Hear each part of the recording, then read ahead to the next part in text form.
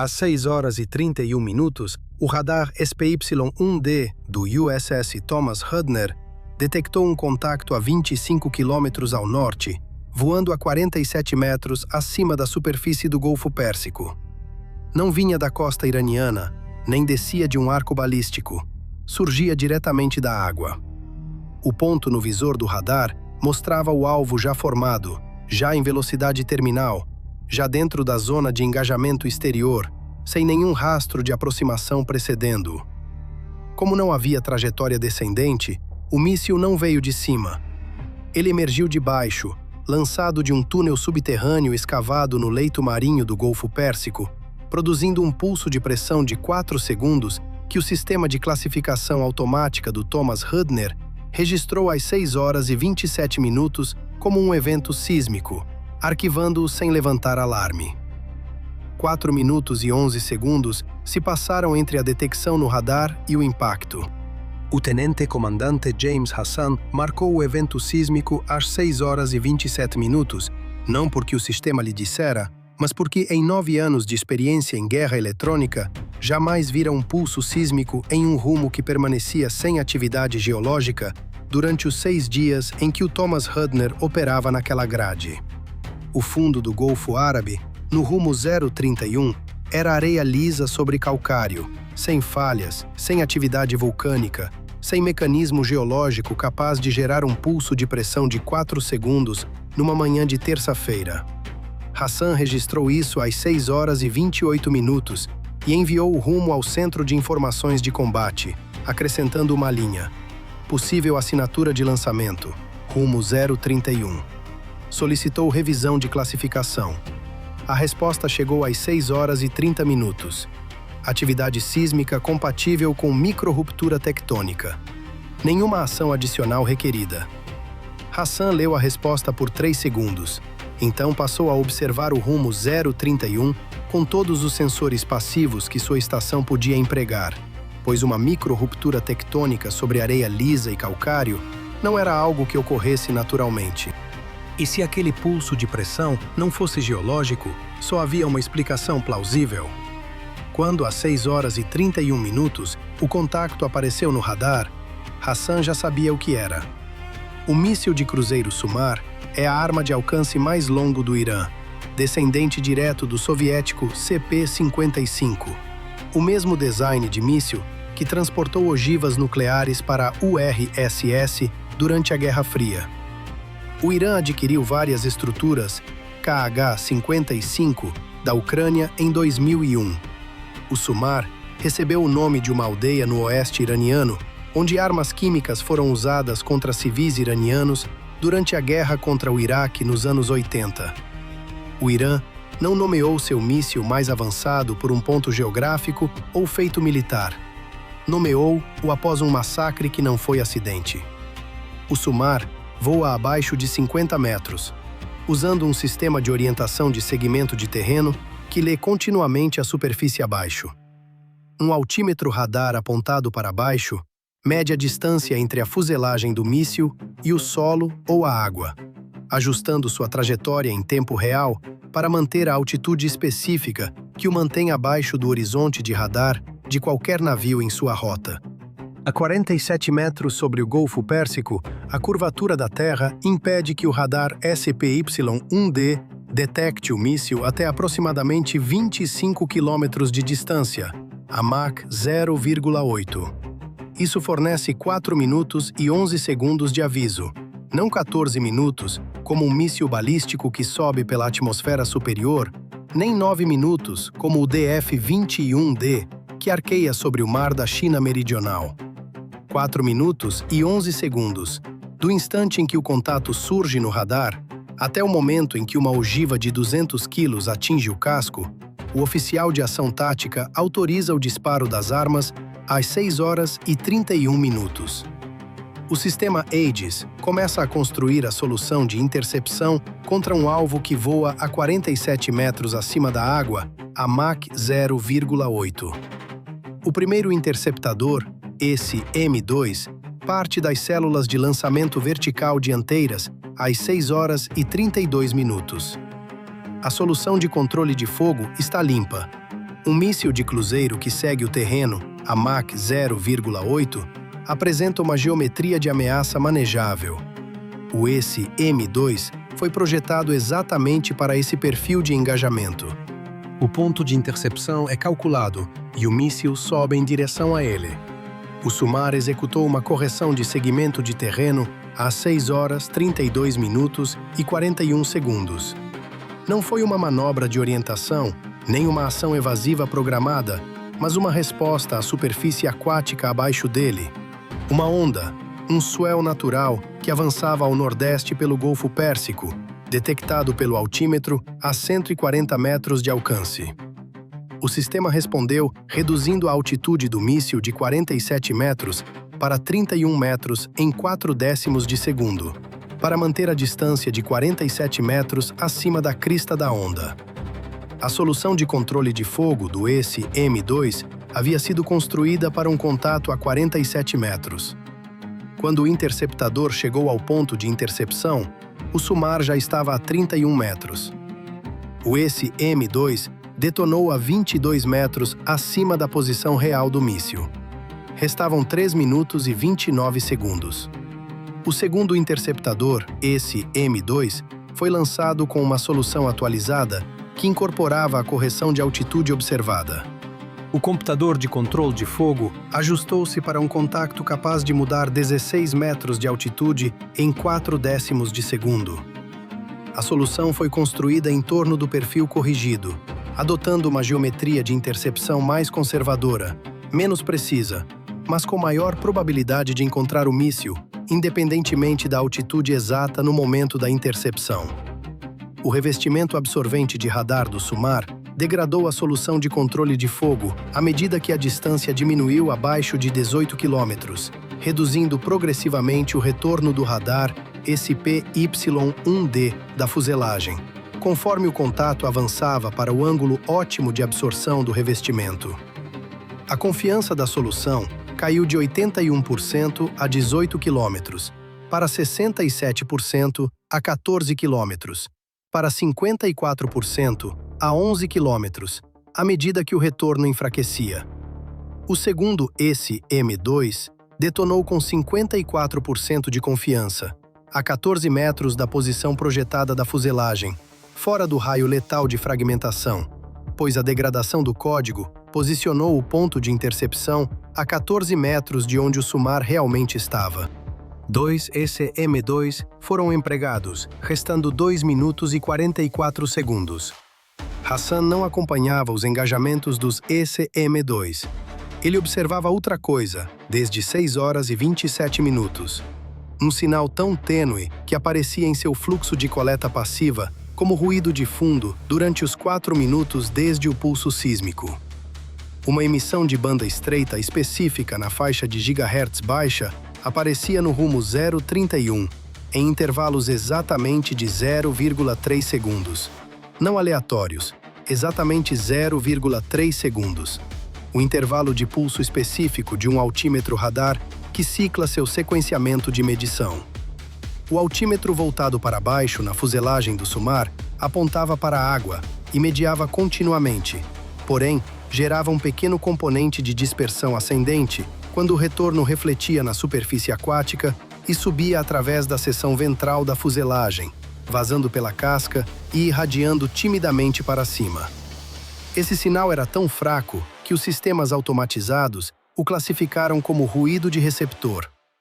Hassan acompanhava esse ciclo em intervalos de 0,3 segundos desde 6 horas e 28 minutos.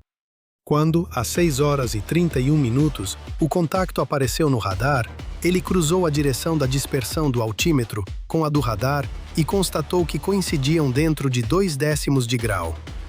Ele monitorava a posição exata do SUMAR a partir da própria dispersão do altímetro por 3 minutos e 11 segundos antes do radar detectá-lo, obtendo dados passivos de um sinal que o míssil produzia involuntariamente. Esses dados lhe forneciam a altitude e a localização do contato com precisão de 4 metros, ao contrário dos 14 metros de incerteza que a solução degradada do radar apresentava. Hassan enviou a atualização de posição ao Centro de Informações de Combate às 6 horas e 31 minutos e 44 segundos, 13 segundos depois que o contato surgiu no radar. A resposta chegou às 6 horas e 32 minutos, indicando que a origem dos dados era uma fonte de coleta não padrão, incapaz de ser integrada à solução de controle de fogo naquele instante. Hassan manteve o acompanhamento da direção 031, registrando e acumulando informações. O míssil de curta altitude foi lançado às 6 horas e 33 minutos, enquanto o SUMAR cruzava a distância de 14 km. O ESSM, menor e mais veloz, foi concebido para o combate em geometria de faca, que se desenvolve quando o míssil de voo rasante entra no alcance ótimo de engajamento do SME-2. O ESSM subiu vigorosamente para o envelope terminal de engajamento, ativando seu buscador de radar ativo a 8 km do contacto. O buscador encontrou o retorno degradado e construiu sua própria solução de guia, independente dos dados do controle de fogo do SPY-1D. O SUMAR atravessou outra correção de onda às 6 horas e 33 minutos e 17 segundos.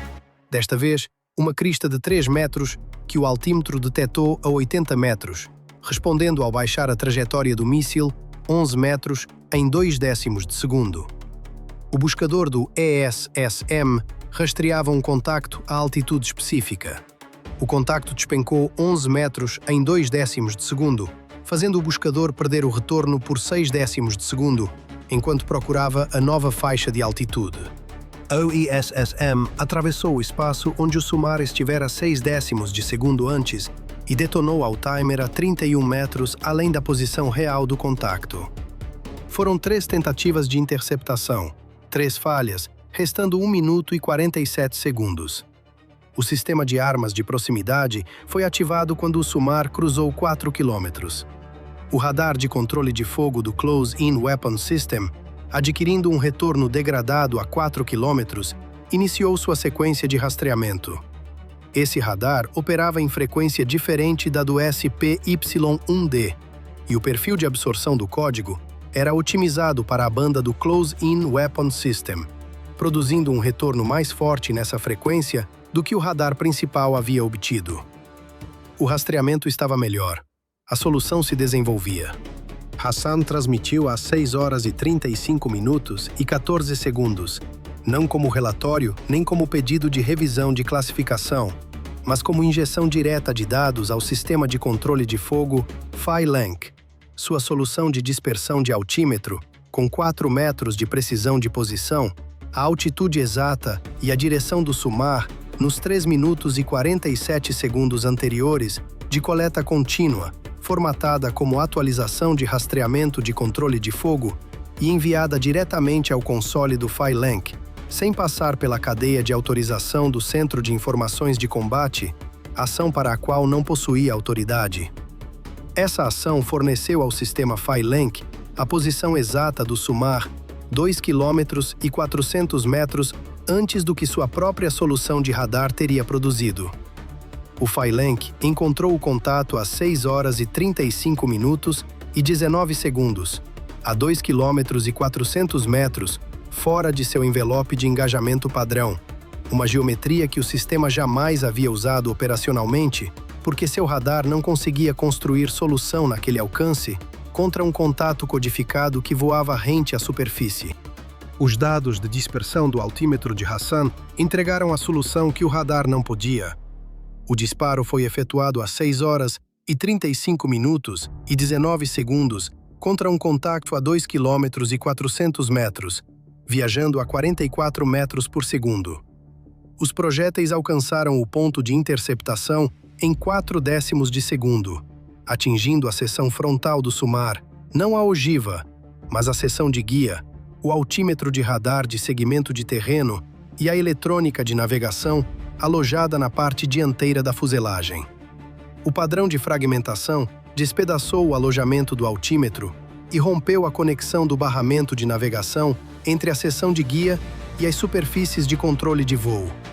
O SUMAR perdeu o segmento de terreno a 44 metros acima do Golfo Pérsico com um trecho de 1 km e 800 metros restante até o casco do Thomas Hudner, mantendo a última altitude comandada de 44 metros por 70 centésimos de segundo, enquanto a seção de guia tentava recapturar o sinal do altímetro e não encontrou nada.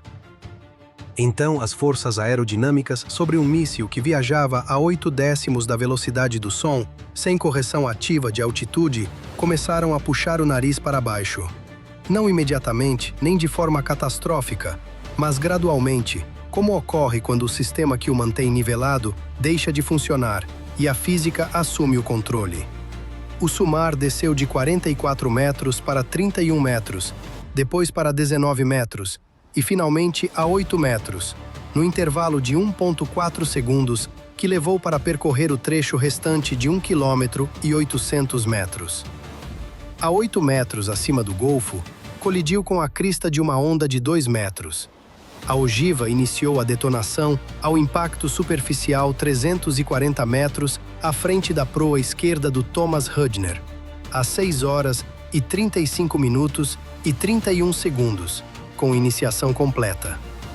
A ogiva de 200 quilos detonou contra a superfície da água, direcionando toda a sua energia para cima e para fora, no padrão hemisférico de detonação de contato-superfície. A onda de choque percorreu 340 metros de água livre, alcançando o casco do Thomas Hudner pelo lado esquerdo, atenuada pela distância, mas ainda suficiente para que a pressão impactasse o lado de bombordo, lançando ao chão 4 tripulantes nos compartimentos ao longo do corredor de bombordo, estilhaçando 2 janelas da ponte devido ao sobrepressão e provocando uma flexão do casco que os monitores estruturais registraram e as equipes de controle de danos confirmaram dentro dos limites aceitáveis em 6 minutos. A coluna d'água da detonação elevou-se a 40 metros acima da superfície, visível da asa da ponte do Thomas Hudner, como uma coluna branca que subia acima do horizonte a 340 metros de bombordo e depois caía de volta ao Golfo em um anel espalhado de água branca. 4 tripulantes foram encaminhados ao médico, sem ruptura do casco, sem inundação. O Thomas Hudner permaneceu operacional. Hassan anotou a sua injeção não autorizada de dados no sistema de controle de fogo Phailunk, no registro de engajamento A637, com todos os detalhes técnicos, e enviou o documento ao Centro de Informação de Combate antes que alguém lhe perguntasse sobre o procedimento. O oficial de ação tática leu a anotação e questionou a sua posição no circuito, lembrando que não havia autorização para inserir dados diretamente no sistema de controle de fogo Phailunk. Hassan fixou o olhar na tela do sinal de dispersão do altímetro, que vinha piscando a intervalos de 0,3 segundos desde 628, durante 3 minutos e 47 segundos de coleta passiva contínua, o que lhe concedia uma precisão de posição de 4 metros sobre um contato que o radar detectava com uma incerteza de 14 metros. Ele permaneceu em silêncio por 2 segundos e, então, respondeu que não havia feito aquilo. A posição de lançamento do túnel subterrâneo foi determinada a partir da direção do transiente sísmico, registrada em 627. A coleta de dispersão do altímetro de 628 a 635, combinada com o rastreamento do contacto radar a partir de 631, triangulou o alvo dentro de 22 metros, permitindo o recebimento de 2 mísseis Tomahawk em 638. O acesso ao túnel e o posto de controle de fogo acima dele deixaram de existir em 649. O Irã dedicou anos à escavação de túneis de lançamento no leito do Golfo Pérsico, de modo que os mísseis SUMAR surgissem da água em vez de da costa. Não havia trilha de aproximação, nenhum alerta do radar costeiro, apenas um contato que se materializava totalmente formado dentro do envelope de engajamento externo. Com 4 minutos e 11 segundos entre o aparecimento e o impacto, o SUMAR sobrevoou a superfície a 47 metros de altitude e derrotou todas as tentativas convencionais de intercepção. O Thomas Hudner tentou 3 soluções de interceptação baseadas em um retorno de radar degradado, mas todas falharam. O projetil acabou atingindo uma onda a 340 metros do casco, porque um tenente-comandante passou 4 minutos observando um sinal que os sistemas automáticos haviam classificado como ruído de receptor. Um pulso de 0,3 segundos de um altímetro de radar vazava para cima através da estrutura do míssil, e ao longo de 3 minutos e 47 segundos foi usado para construir uma solução de controle de fogo que concedeu ao Phailunk 2,4 quilômetros de geometria adicional de engajamento. O Irã ocultou o lançador subterrâneo, enquanto o SUMAR se camuflava no ruído das ondas e no revestimento de radar. Hassan encontrou o míssil no próprio sinal, que não podia ser escondido. Era o sinal que o míssil vinha emitindo desde o instante do lançamento e que não podia cessar, pois precisava desse próprio sinal para continuar.